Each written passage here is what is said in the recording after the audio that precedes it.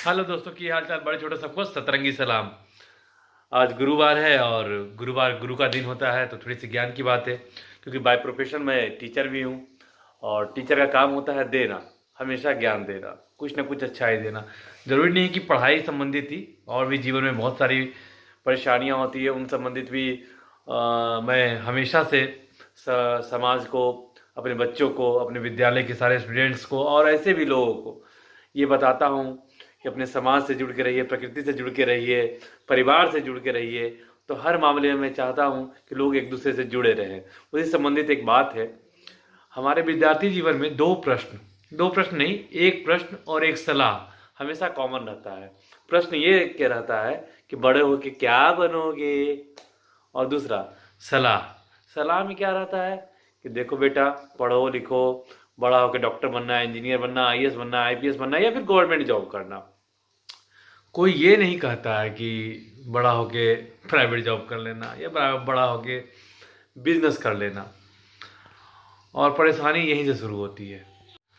परेशानी ये होती है कि बनना कैसे है, इसके बारे में कोई डिस्कस नहीं करता। तो हम जो आज डिस्कस करने वाले हैं कि बनना कैसे है, उसके बारे में हम डिस्कस करेंगे कि बनना कैसे है।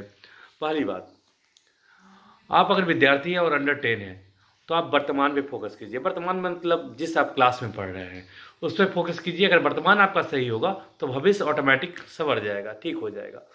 तो वर्तमान को देखते हुए होता क्या है कि हम चाहते हैं डॉक्टर बने, इंजीनियर बने या आईएएस बने, लेकिन समय समय पे परिस्थिति के साथ, रिजल्ट के साथ, क्लास बढ़ने के साथ, आपकी सोच बदलने के साथ आपका भविष्य डगमगाता रहता है। तो आप भविष्य के बारे में ज़्यादा ना सोचकर वर्तमान पे फोकस करें। आप जिस क्लास में पढ़ रहे हैं उस पढ़ाई पे फोकस करें, ठीक है। उससे आपका वर्तमान संवरता चला जाएगा, वर्तमान ठीक होता चला जाएगा, तो आपका भविष्य भी ठीक हो जाएगा। लेकिन होता क्या है, आजकल डिजिटली दुनिया है। सभी घर में स्मार्टफोन्स भरे पड़े हैं, लैपटॉप्स हैं, मोबाइल्स हैं, कंप्यूटर्स हैं, बहुत सारे ऐसी रिसोर्सेज हैं जिससे लोग अनावश्यक ज्ञान प्राप्त कर लेते हैं।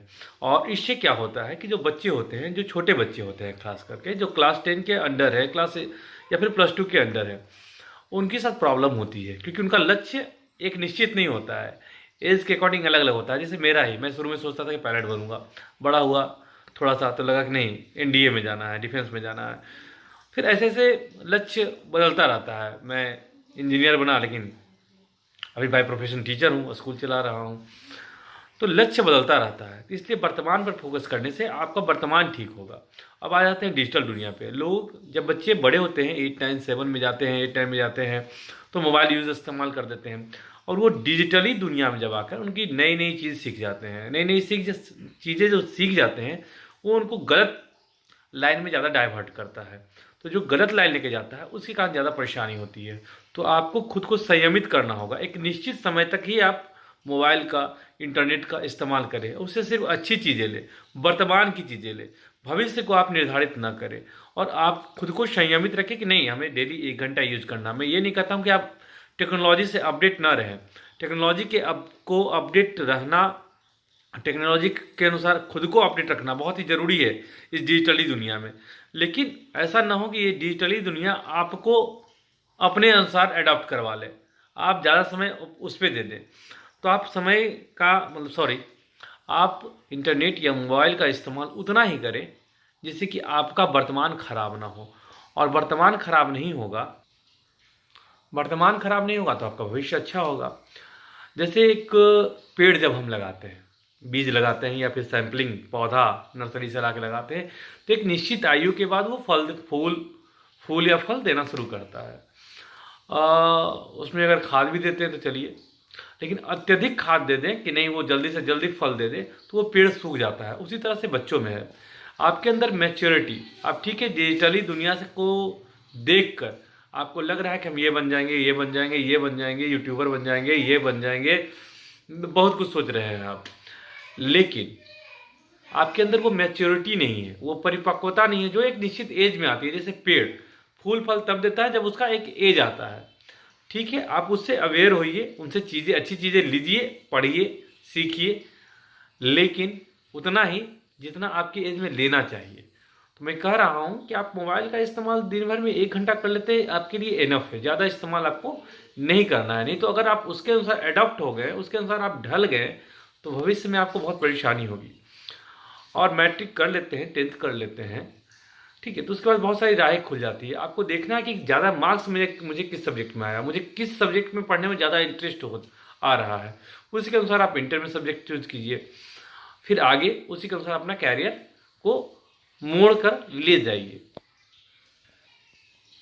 और हर मोड़ पर आपको डिजिटल दुनिया सहायता करेगा, लेकिन उसका इस्तेमाल आपको उर्वरक के तौर पे करना है, खाद के तौर पे करना है। जैसे कोई पेड़ में ग्रोथ नहीं हो रहा है, कोई पेड़ में ग्रोथ नहीं होता है, तो हम उससे ऊपर से बहुत सारे कंपोस्ट डालते हैं, सड़े गले गांव में गोबर डाला जाता है, जैसे यूरिया डालते हैं, फॉस्फेट डालते हैं, बहुत तरह की चीज़ें होती है जो पेड़ों को बढ़ने के लिए आवश्यकता होती है, तो उसका इस्तेमाल हम करते हैं। उसी तरह से आप डिजिटली दुनिया का इस्तेमाल अपने जीवन को आसान बनाने के लिए, अपने जीवन को इंटरटेन करने के लिए कर सकते हैं, न कि उसके अनुसार ही आप ढल जाए। आई होप आपको ये वीडियो अच्छा लगा हो। अगर अच्छा लगा हो तो लाइक ज़रूर कीजिएगा, और हमारे चैनल को अगर अभी तक आप सब्सक्राइब नहीं किए तो सब्सक्राइब जरूर कर लीजिएगा, राजगौरव ब्लॉग्स को। धन्यवाद।